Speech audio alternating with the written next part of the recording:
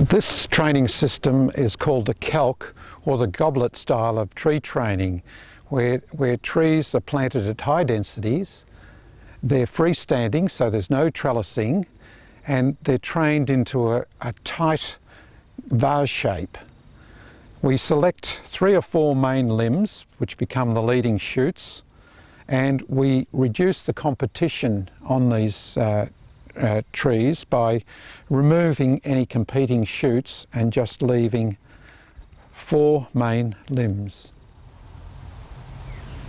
To train our calc tree, we need to make, or we can make, 2 types of cuts.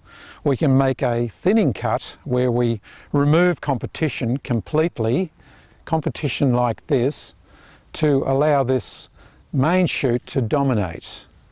So I'll just make this cut and another one here. That's called a thinning cut because we remove the shoot altogether.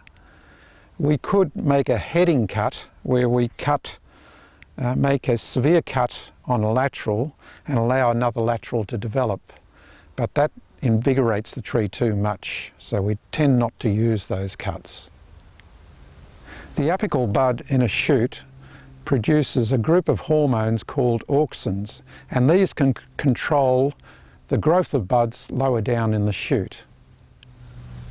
The auxins produced in the tip bud tend to control growth in the rest of the shoot, and these hormones can suppress growth from buds from below, and we call this apical dominance because the apical bud, or the uppermost bud, is dominant in terms of growth.